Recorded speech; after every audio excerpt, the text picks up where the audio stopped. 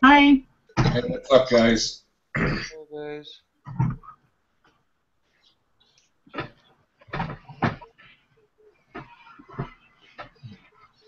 There she is. Hi. Hi.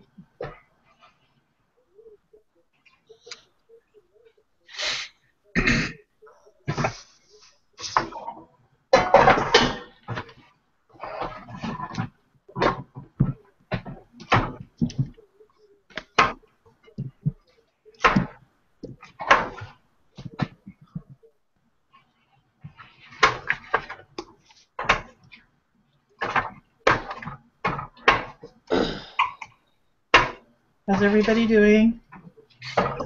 Good. Good. How are you? Good. Good. Hello. Hi there. Have you guys already started on the quiz? Sorry, I'm a few minutes late getting in. We're already done. Oh, man! Well, granted, this list is short enough on the terms and concepts this week, you might be. Okay. Do you guys want me to just start reading them like we've done in the past, or anybody else want to turn on that, or? Let me find it.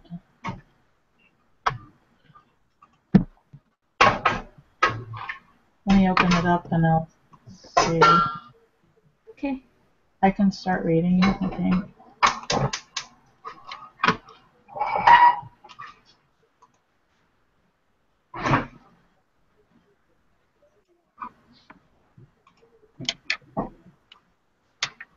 Okay. So for question number 1, if the consumption schedule shifts downward and the shift was not caused by a tax change, the savings schedule, and I put number 3 would shift upward. Me too. Me too. Yep. Perfect. Okay. Number 2, the so-called wealth effect will result in households, and I put number 1, spending more and saving less. I put the same thing. Yeah. So number 1. Yep, number 1. Yeah. Okay, and then 3. As the consumption and saving schedules relate to real GDP, an increase in taxes will shift, and I put number 2, downward, both the consumption and saving schedules. Yep. Yep, that's what I've got too. So Yeah. number 2 on 3. Yeah. Perfect. And then 4, a lower real interest rate typically induces consumers to, number 3, purchase more goods that are bought using credit. Yep. Yeah. That's what I got too. Okay. Do we want to do any more discussions? Because I'm pretty sure about those. No, I got the exact same ones. So Yeah. I think so. All right. So it says refer to the above figures with consumption schedules in Figure A and saving schedules in Figure B, which correspond to each other across different levels of disposable income. If in Figure A consumption increases along line A2, then in Figure B there would be, and I put a shift from line B2 to B1. Yeah, that's what I got. I was kind of torn on that one. I put that one, but then I also put the one right below it, a movement down along line B. And I found that one on tab 2. So first I put number 2, which was a shift from line B to. I was back and forth with that one too. Yeah, and then I read further on, and under tab 2, under changes along the schedule, which is just below figure 10.4, after reading in that, it made me change my mind to a movement down along line B2. That was my other thought. Well, that also says an upward or downward shift, and then it just says like movement from one point to another. So it's Yeah. like talking about the 2 points on the line instead of like B2 or B1. Yeah, that's what made me change my mind. But like I said, I still got both of them marked and question marks next to both of them. I was Yeah. struggling. Well, how do you usually do? Do you print it out and then mark it, or? Yeah, I do. I print out the papers, and then I just go through and mark my answers and kind of where I found them and stuff like that. Because I was wondering how you could mark down where you found it at. I just got impeccable memory. Yeah, it's like, wow, like, or you have notes on the side, but how do you, like, that would be a lot of writing. And I tried, I was going to print it out, but I only get one question at a time, and I was like, it looks like I have to print each one. It prints out like 4 or 5 of them to a page. So that's why I've got that all there, and then I just write. Yeah. So I printed out the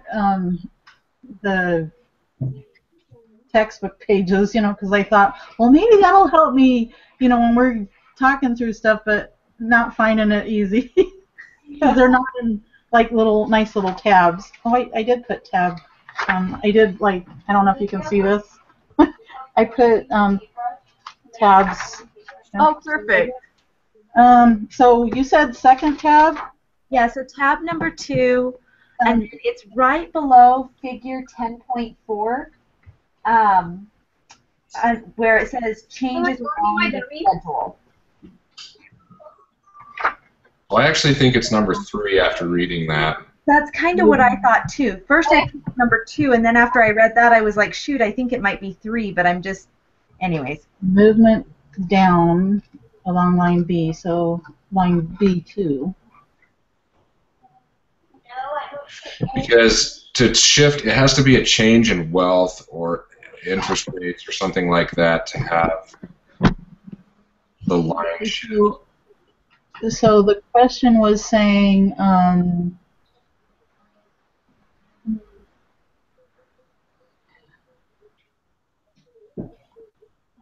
if consumption increases along line A, so there's an increase, and that could be a shift, like if it moved up to, here I'm pointing my screen, you can see that.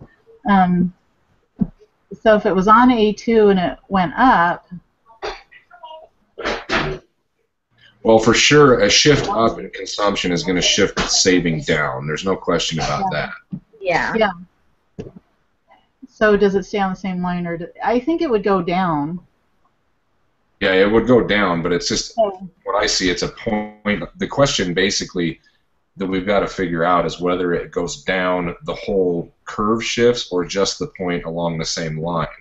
Yeah, and the reason that I kind of picked that is it says consumption increases along line A2. So if it increases along line A2, that means it stays on A2, which is what then made me think downward along line B2. I still kind of think it would go to B1 because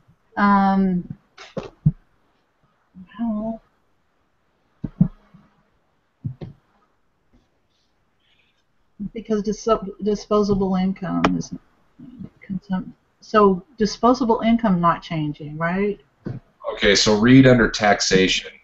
Under 10.4, read under the taxation. So Contrast. Allocating more money to saving or consumption, the way that I gather it based on what that says, changing money from savings to consumption does not shift the whole curve or the line. The taxation will do that though, because it gives you less money to allocate between the two. But in this question, it's not changing anything with taxation. It's just saying consumption's increasing. So Exactly. So if there's no taxation, then the curve shouldn't be shifting. Yeah. there's no more disposable income. I know. If there was an increase or a decrease in actual income, then the curve would shift.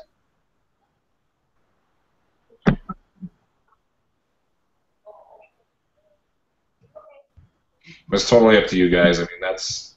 I agree that it's number 3. Okay.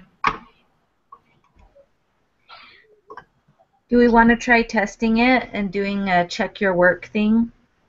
Because I think it's number 3 also, just because the verbiage matches, because it says consumption increases along line A2, and the other one says a movement down along line B2.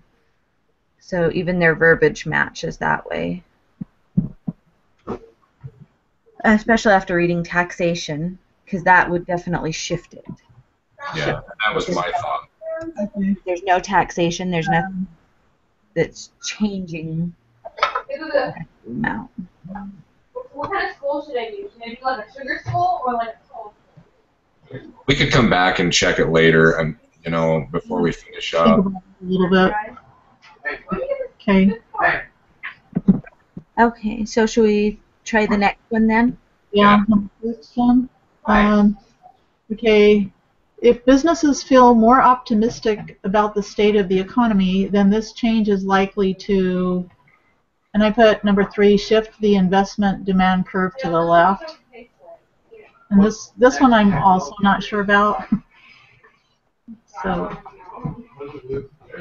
I put number 4 on that one. Yeah, I think that number 4 too. I put number 4 also on 6. Same here. Okay. Sweet. I think we're all in agreement on that one. Okay. Okay, number 7, the variability of business profits. And I put number 1, helps explain the instability of investments. I put number 1 also. Yeah, me too. Number 1 for everyone. Yep. I think Yeah. so. 10 years. Okay. My locker for 10 years of work. This fall. Okay. And number 8. Why are you saying 10 years ago? Hey guys. Sorry about that. Okay. Number 8, personal savings is equal to disposable income minus consumption. Number 3. Yep, that's what I got too. Okay. Everybody else okay with that? Yep. Yes. Okay. Number 9. The fraction or percentage of total income which is consumed is called the marginal propensity to consume. That's what I got. Number 3. I got number 4 on 9. I got number 4 as well. Average. Yeah, the average propensity to consume. However, I did not put a tab down on that one. Where I I think found the that. marginal one is like the change, kind of. So, I know it it's would probably be under the first tab.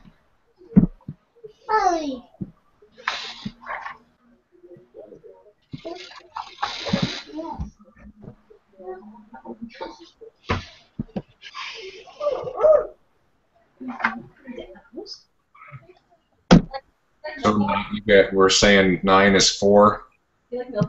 So I think it's number 4, and Angelina thinks it's 4, and Audrey thinks it's 3. I thought it was 3. So we're trying to decide. What do you guys think? I think it's 4. I think it's 4. 4 also. But I'm still. I'm still trying to find where I found it because I didn't write that one down. It's just under tab 1 Oh, under. here we go. Yeah, there it is. Average and marginal. Tab 1 and like toward the bottom. The,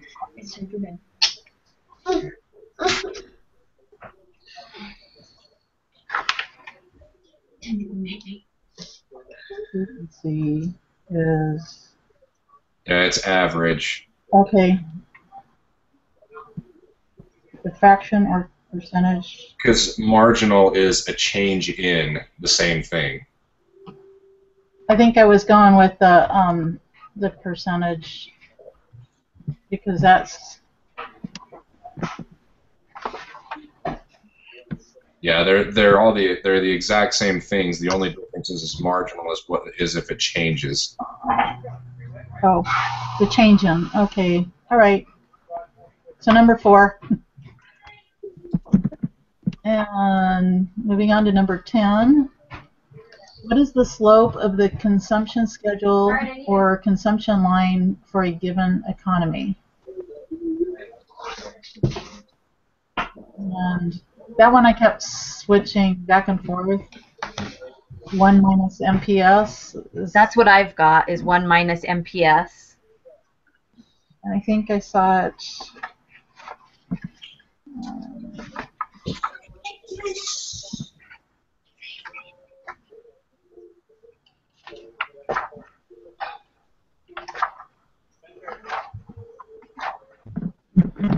This is basically in that same section. So On tab 1.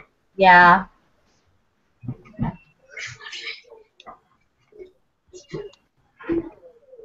So just below where we were at before is where it talks about MPC and MPS.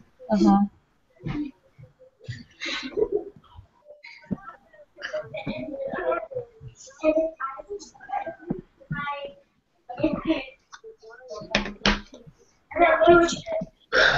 So, and right below where it has the orange lighting, it's got I think I'm going to look at it says the fraction consumed MPC plus the fraction saved MPS must exhaust the whole change in income.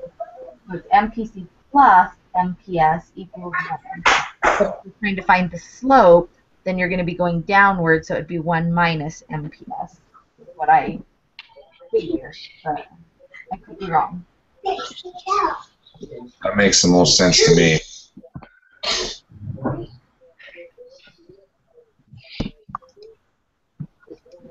I can't remember where I came up with it from. I agree. So Yeah. if you read below that, then it says it talks more about MPC and MPS as slopes. The numerical value of the slope in the consumption schedule and the MPS is the numerical value of the slope in the schedule. So the MPC is the numeric one, which would be the 1, and the MPS is, Okay, I see that. yeah, so it's just below that orange part. So where I got my answer from on that one. Okay, so we're all good with number 4 on question 10? Yeah. Okay. Going on to question 11.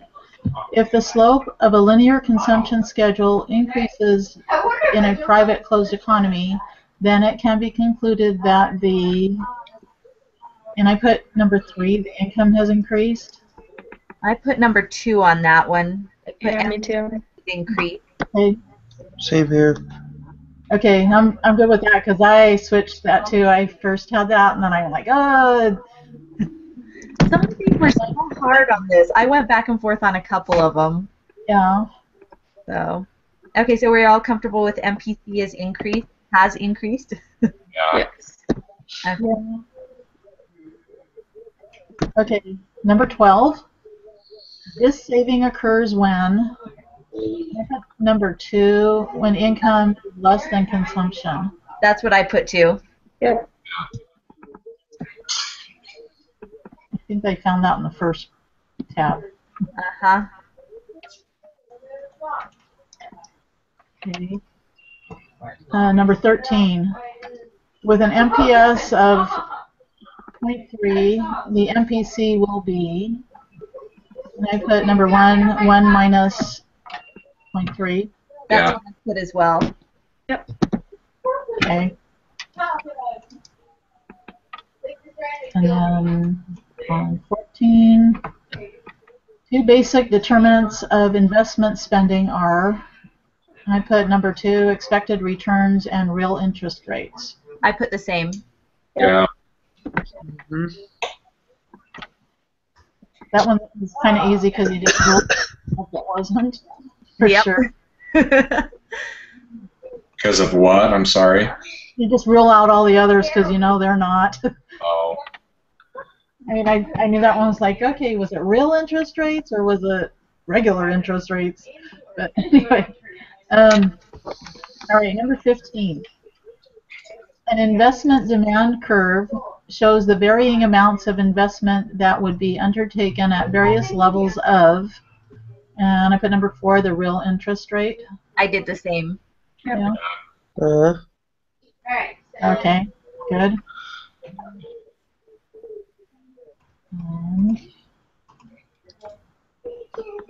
Number 16, if the real interest rate increases, I put number 3, there will be movement upward along the investment demand curve.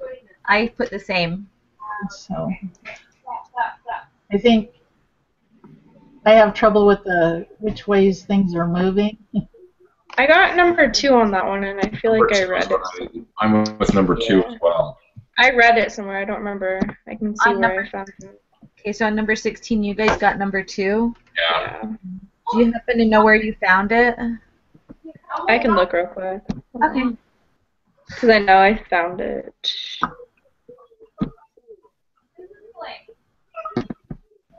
I got number 3 also, was what I was thinking. But I could wholeheartedly be wrong because I do have a question mark next to it.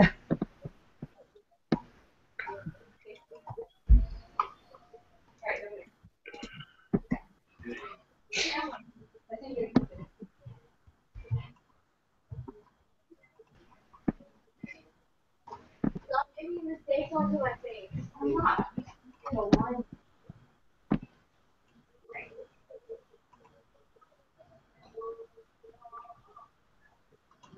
No, it's not letting me open it.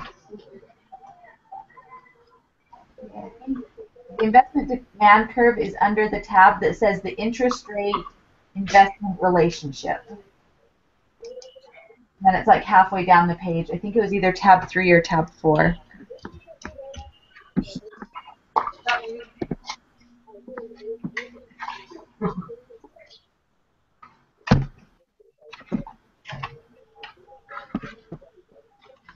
So I actually found, if you go to which tab? I think that's 3. Under non-income determinants of consumption and saving, under 10.2, there's one that says real interest rates. And at the bottom of that paragraph, it says that a decrease shifts the consumption schedule, Yeah. and that an increase would obviously do the opposite. So I think number 2 still. Okay. Okay, so I'm sorry. Under real interest rate? Yeah, under real interest rate, Uh-huh. under non-determinate or non-income determinants of consumer. So it's What are you doing? Hey, Heather. No, you can't.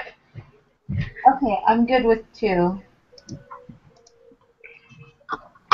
Going back over to. All right.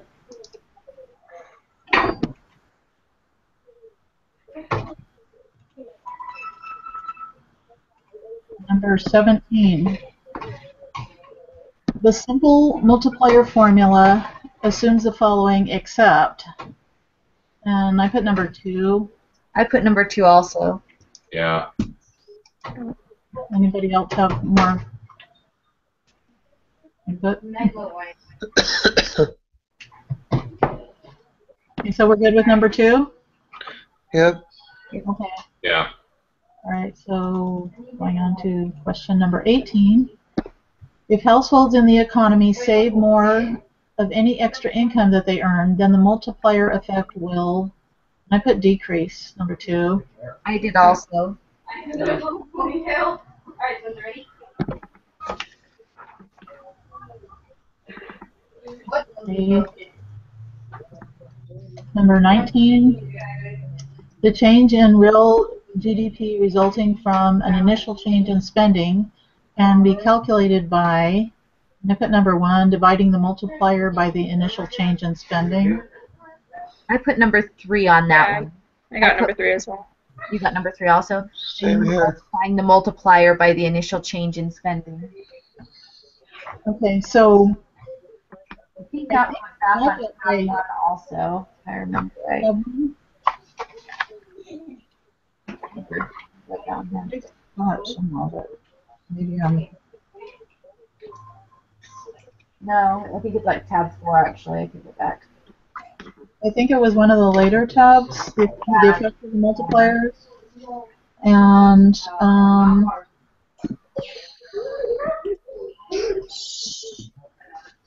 Yeah, it's in the last tab. Yeah, 5.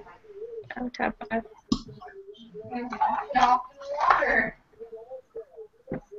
Yeah, it's like right under the little formula it gives. Yep.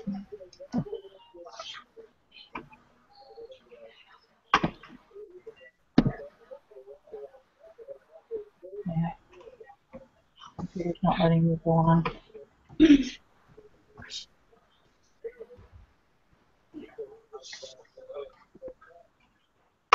Did everybody find that one okay? I didn't find it, but Okay, so if you go, it's tab 5, and then it's under the multiplier effect, and there's an equation that kind of takes up it. there's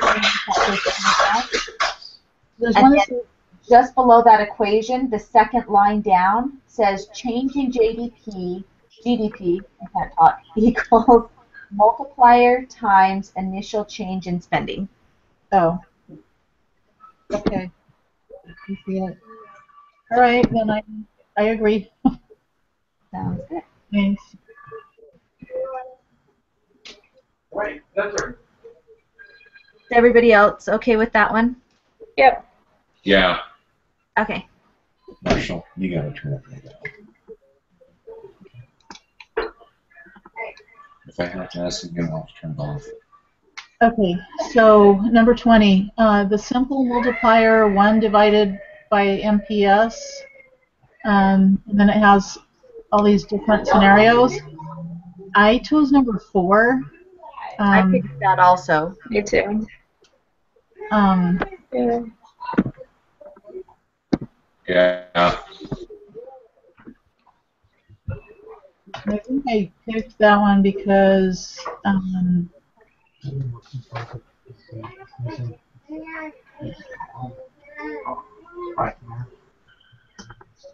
think it was like the last thing, and I was looking, and this was kind of the roundabout way of saying the same thing. I think it was the very last part here.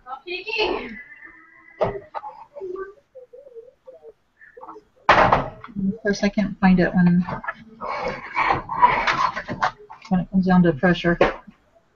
So, does anybody else have anything else? I mean, they think it might be anything else?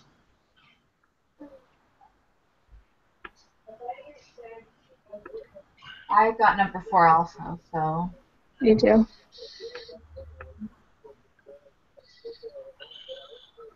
Yeah. Good with that. It makes the most sense, I guess. I never found it, but So number 4. Yeah. I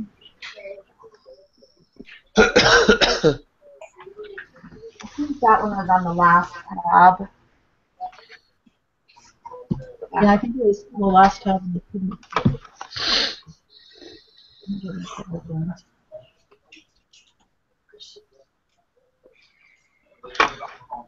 I'm good with it if you guys are all with it.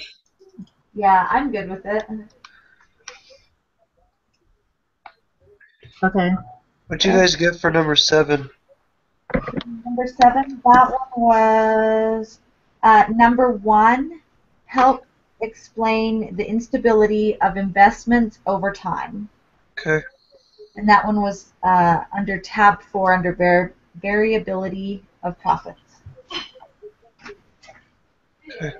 Where did you guys find the last one on the last tab? Let me go and look. It was either under that one or the multiplier effect. It was technically the second to last tab. Let me see here.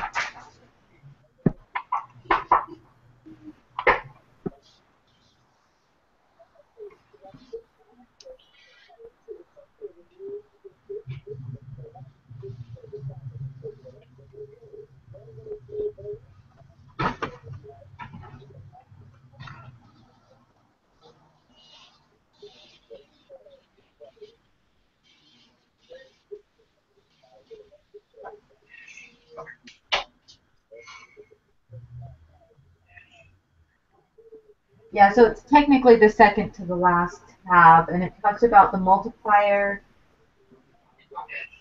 So it's like halfway down the page. If we can find that little line that I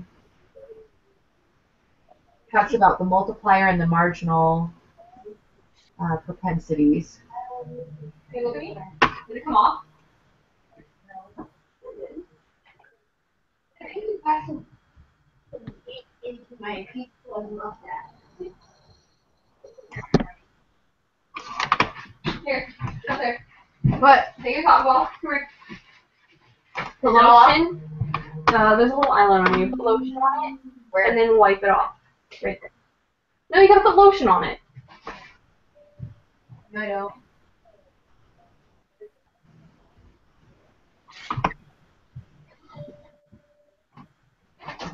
Okay, so it's on that tab, that's tab number 5, and if you scroll down almost to the bottom where there's like a little orange box that says worked problems, Yeah. the paragraph that's directly below that that says how large is the actual multiplier effect.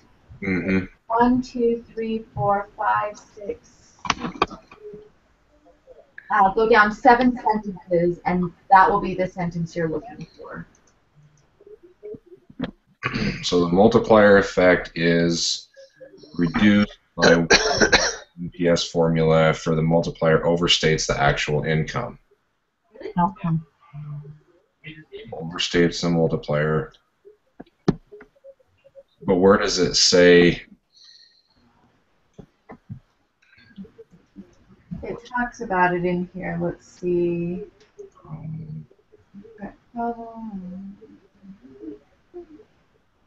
And I'm not questioning you guys. I just want to know so that I know. No, I totally get where you're coming from. I'm in the exact same boat. I always like to know where it's at so that I can understand it better.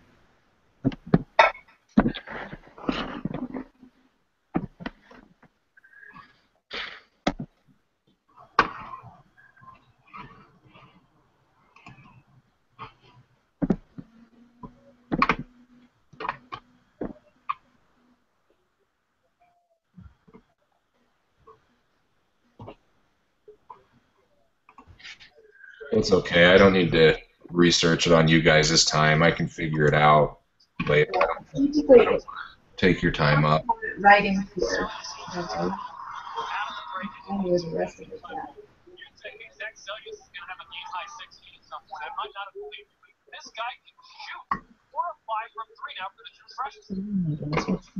Yeah, so if you just keep moving there, that's where it should be at. It's right there somewhere. Okay. Cool. Thank you. I'll figure it all out here for.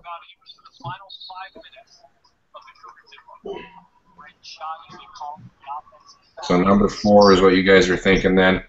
Yes, number 4. Okay, sweet.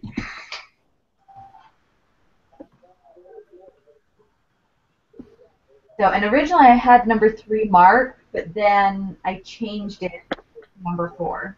So, and it has to be either 3 or 4 because it says right there that it overstates it. Yeah. So. But the part that I don't understand or don't even know what it has to do with anything that I read is the leakages thing, the leakages into domestic spending. Yeah.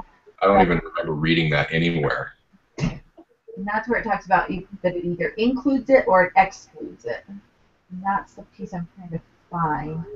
But originally I had 3 marked and I changed it to 4. I can write down where it was in here that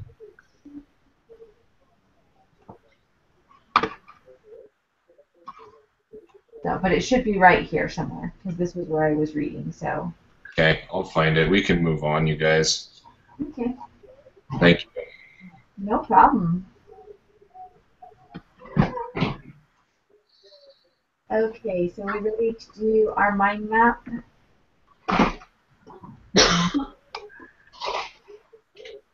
Yes. Okay, who wants to kick off this time? Hey.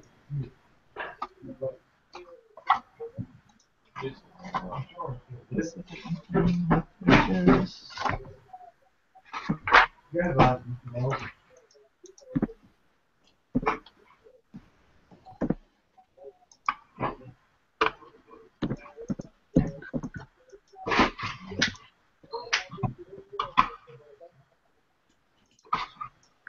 Did anyone else submit their quiz? Because I just submitted my quiz.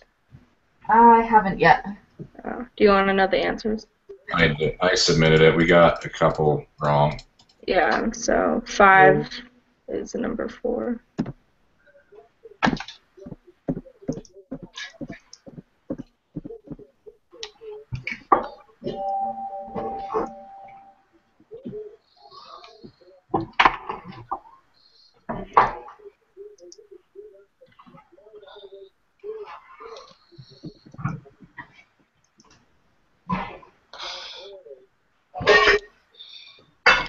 Which ones did we miss? You said we missed 5.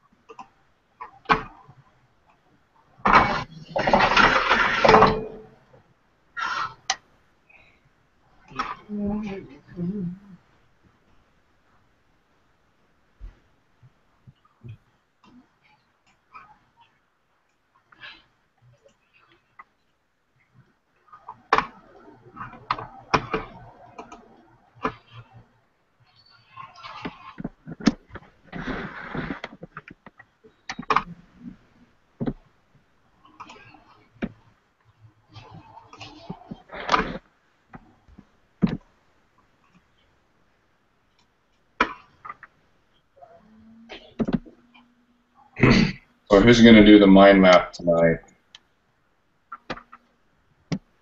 I can do it. There's one. I haven't done it in a while. Doesn't matter to me. If whoever wants to do it, I can do it again if you want to. That's great. I'm good either way. If you want to do it, I can kind of go through what we've got written down, or I can do it if you guys want that. I'm good either way too. Not Okay. at all. Okay. What was the name of that thing again? Map. Um, I can look to see where it is that we go. Can't remember the name of it. It's the bubble. WBBL.us. Yeah, I just forgot for a second. Okay.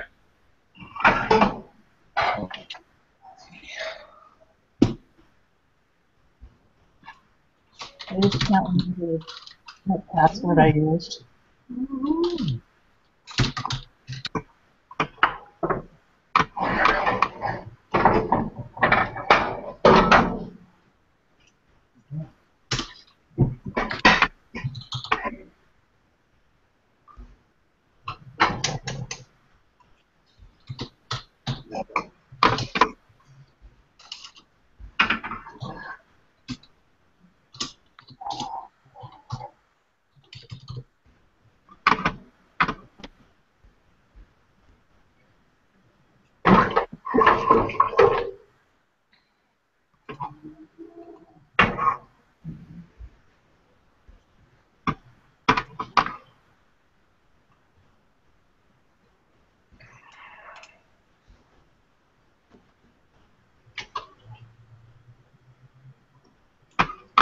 It doesn't have that many terms and concepts. No, it doesn't. We've got just a couple. But what would be the central bubble? So that one I was kind of torn on. I actually ended up creating just my very own one. I did too. Consumption and savings relationship. Yeah, that's what I did too. Okay, see, I'm glad I'm not alone. I don't know what to do with this, so I just made it my own to start it off. Because it's like they all stem from like something different anyways. It's weird. So Okay, so what did you guys have? Two core terms, and what? So it was actually just one that we put, which is consumption and savings relationships. And it was just one we created on our own that wasn't, it's just the header actually for chapter 10. yeah. Okay. And then underneath that one, I put 45-degree line, consumption schedule, and savings schedule. So all three of those as break-offs off of it.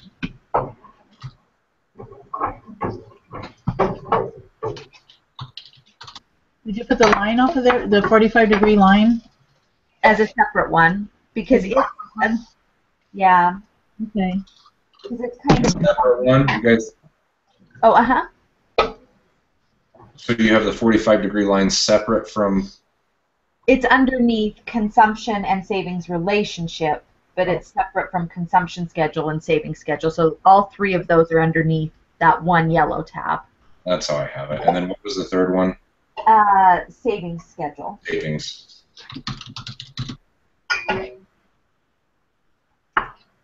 Okay, so got it that far.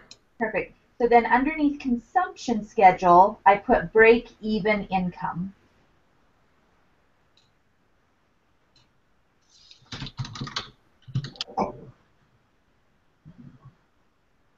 Okay. Okay, and then under consumption schedule, I also put average propensity to consume, which is APC.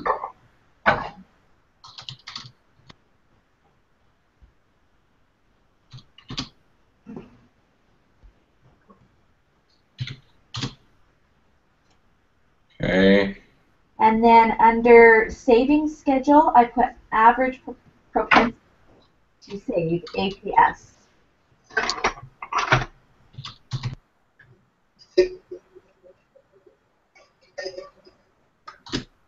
Okay. And then under APC, so the average propensity to consume, I put marginal propensity to consume. Mm-hmm.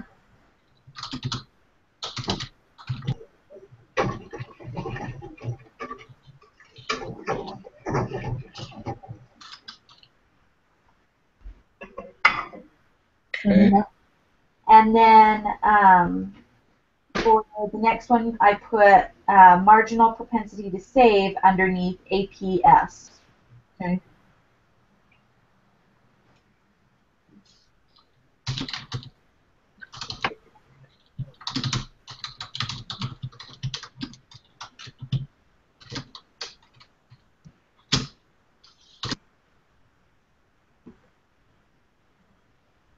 Okay, so under average propensity, you have both of them, right? APS and MPC. No, wait a minute. I have one. That's MPC. Hang on. So under average propensity to consume, I have marginal propensity to consume. And under average propensity to save, I have marginal propensity to save. I have no idea if I'm saying that right, but I hopefully am. Yeah. Wait a minute. Marginal, average. Yeah, so I've got marginal underneath average, and I've got consume under consume and save under save.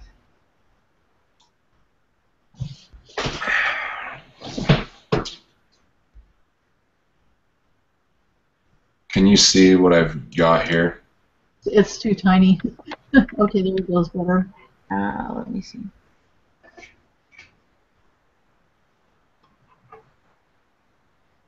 No. Okay, so where's the other APC? So under You got MPC. Something's missing, and I don't know what it is. Left. Okay, so, oh, there you go. Average propensity to consume is APC, not MPC. So under consumption schedule, In the Oh, middle. so that should be APC. And then underneath that one is where marginal propensity to consume. So it just needs to slide underneath it. Here. There you go. So savings with savings, consuming with consuming. Oh, wait. You've got average propensity to consume underneath the savings schedule. So you've got it. So you need to change that to average propensity to save. And it's already APS, so you've got all the rest of it right. You just need to change the word consume to save under the savings schedule one. Yeah, right there. Right hand side. Perfect. okay.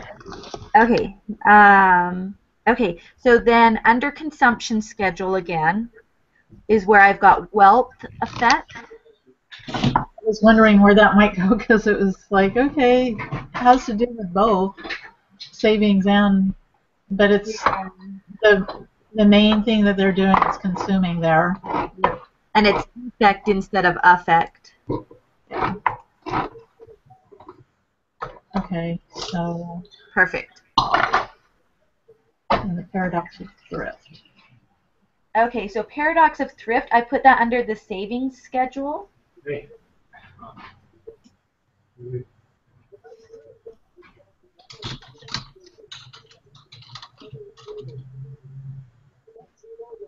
Okay.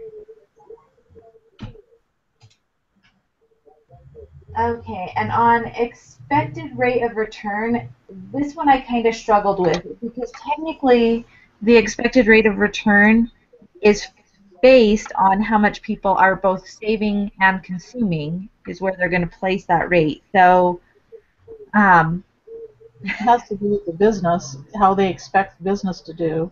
yeah. Yeah, I did that one just like separate, just coming off by itself from consumption and savings. Did you? Okay, that works for me because I was struggling with trying to determine where we wanted to place it under.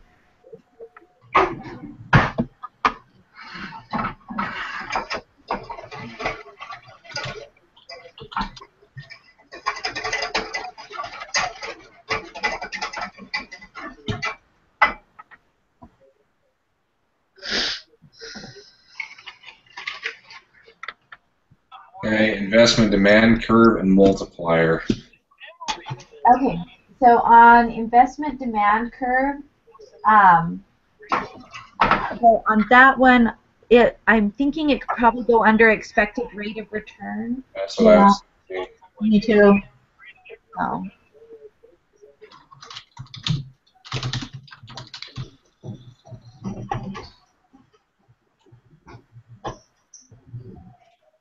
And multiplier. Okay, so this one I haven't figured out where it was going yet.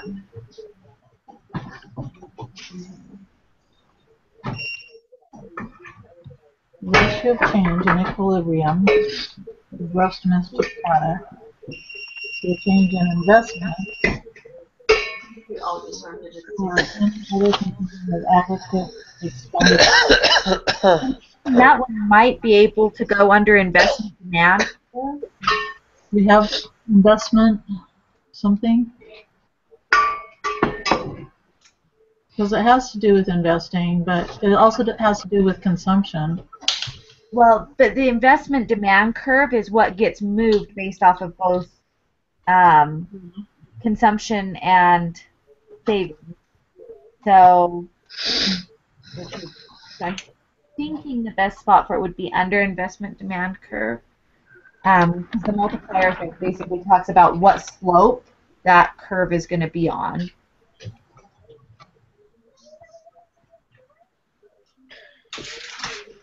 The ratio of a change in equilibrium GDP to change in investment or any other component of aggregate expenditures and demand. Change this component to multiply and find the resulting change in GDP. Yeah. Because if you read further down under the multiplier effect, initial changes in spending associated with the investment funds results from a change in real interest rates and or a shift in the investment demand curve. Yeah, okay. I was just reading the definition. That works for me where it's at, so that should be all the terms on Yep, there. that's everything. So now we just got Link. we can't talk. Now we just have to decide the lines in between them. Okay, so that, okay, so the 45-degree line is the reference line in a two-dimensional graph that shows equality between the variables measured on a horizontal axis. And the variables measured on the vertical axis in the aggregate expenditures model, the line along which the value of output is equal to the value of aggregate expenditures. So I would say output equals aggregate expenditures.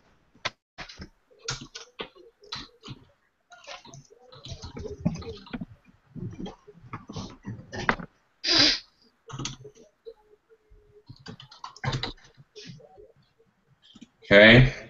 Okay, so then consumption schedule says a table of numbers showing the amount households plan to spend for consumer goods at different levels of disposable income.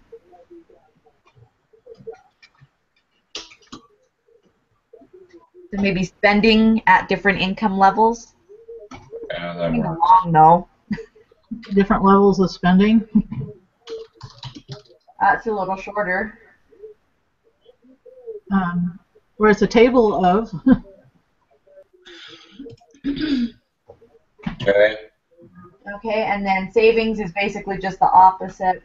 A table of numbers that shows the amount of households plan to save at different levels of disposable income. So whatever we put for the one, basically just the opposite for the savings. Whoops. The same thing. It's just one is for savings and one is for spending. Yeah. Okay, got those. Okay, so then the next one is the break-even income, the level of disposable income at which households plan to consume all their income and to save none at all. So maybe no savings, all or something. I don't know. Spending it all. Yeah. Okay, I should be able to understand that one. Okay, and then the next one, average propensity to consume. So it says the fraction or percentage of total income that is consumed is the average propensity to consume.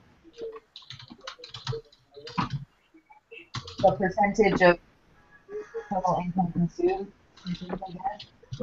And then the other one is the total, or the fraction or percentage of total income that's saved. What? What was that? What did you say? Okay, so that one is the percentage of total income consumed or the average propensity to consume, and then the average propensity to save is the exact same thing. It's just for saving instead of consuming. So whatever we put, Okay, I got what you're. just literally type the same thing, only instead of consume, put save. Okay. Okay, so then the next one is the marginal. Okay, so marginal propensity to consume is the fraction of any change in disposable income spent for consumer goods equal to the change in consumption divided by the change in disposable income. Can we just put the formula in there? That's what I'm thinking. For both MPC and for MPS. Is change, so MPC is change in consumption divided by change in income.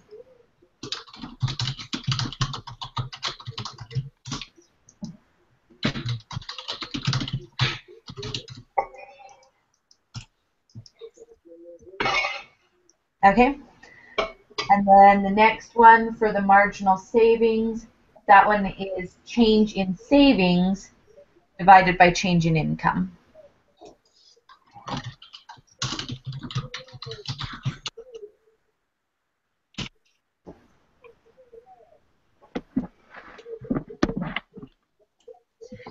Okay.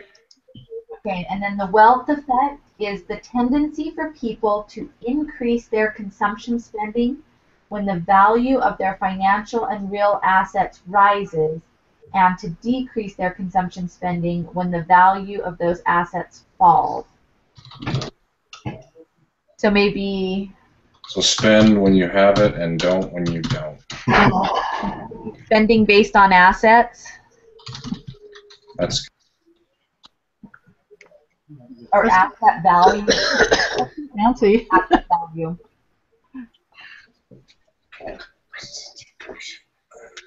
Spend when you're rich and save when you're poor. You got it. a paradox of thrift. Okay, so that one, so it's a super long one, but basically it just talks about whether it's a true statement that increased saving may be both good and bad for the economy. Because when you're saving, you're not spending money, which is damaging to the economy, but it also helps to build up your savings, which can make you more stable, which can make it so that you can spend more down the road. Is kind of the lump sum of the giant paragraph that goes with that. I'm just going to leave it at that, good and bad for the economy. Okay, perfect. Because that is really what it's saying. Yeah, sure. In different effects, you know. Yup. So last three, expected rate of return is just that one's what you expect to get back, I guess. What you're expecting the businesses to earn. So it says the investment may or may not generate as much revenue or as much profit as anticipated. That involves risk. It's like expected profit. Yeah, that's a good way to put it. I like that. Expected profit sounds lovely. Okay, that works good. Okay, so then the investment demand curve, that's basically just made up of savings versus, I think if there's even a formula that's here. I think there is. Okay, so it shows the investment demand by an economy at a series of real interest rates. Okay, so it's kind of similar to what we put over here. Graph showing, like with graphs showing different levels of spending, we could put it like that and just say, Yes, basically it's a graph, and it's basically investments versus expected rate of return. Well, just word it like that. A graph or investments versus expected rate of return.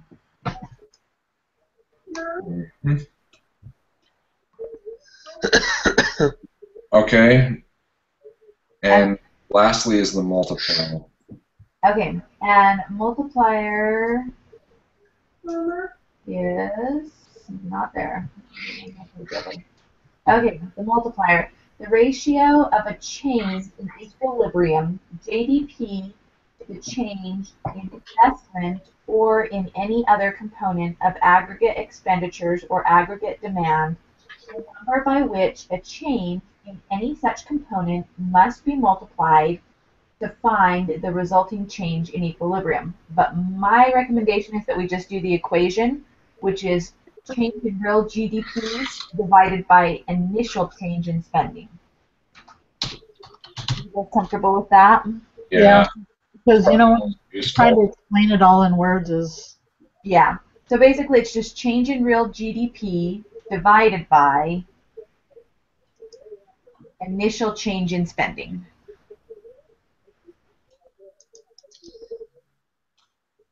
Okay. Do we have them all? Yeah, we have them all. I'm just trying to rearrange them so that they're a little So they bit. all fit? Yeah, it's just so that they look a little better. Perfect. I think that'll work.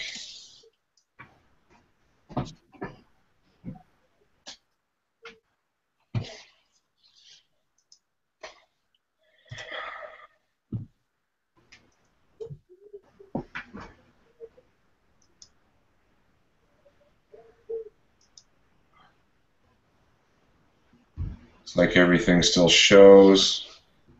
Okay.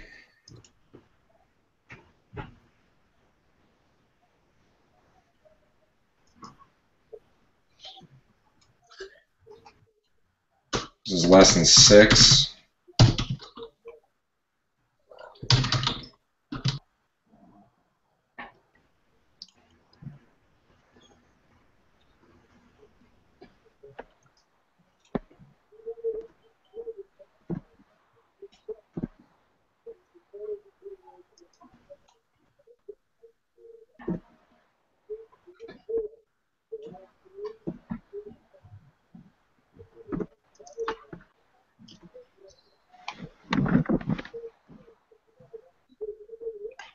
Where did it go?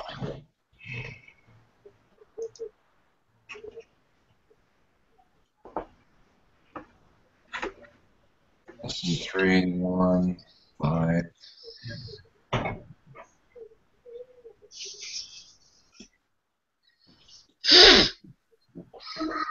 Shelby, be quiet.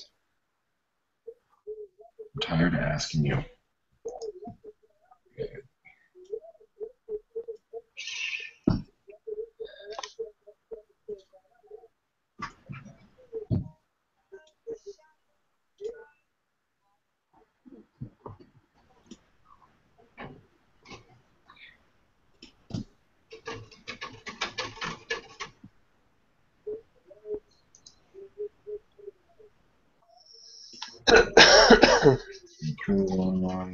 There it is. Okay.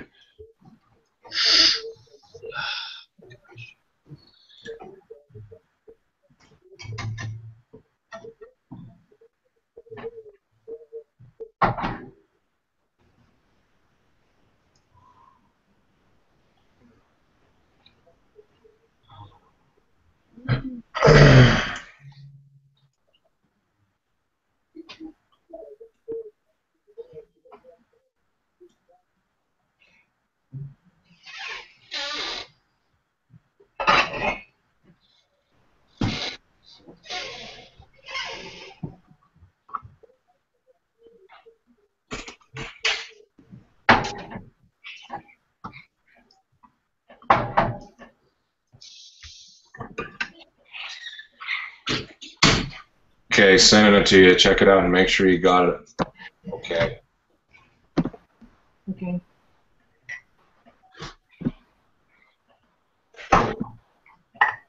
Yeah, I got it. Is it flipped right and everything? Yeah, looks good. Okay, awesome. Perfect. I got it too. Yep, looks good. And then, so Nathan, will you post the recording again? Yep, I will. Yep. Awesome. Yep. I guess we're done then, guys. Thanks a lot for the help. No problem. Thank Yeah. you. So same time, same place next Wednesday? Yep. Good. Good for me. Okay. Thanks, guys. Have a great night. Bye. Yeah. Bye-bye. Bye.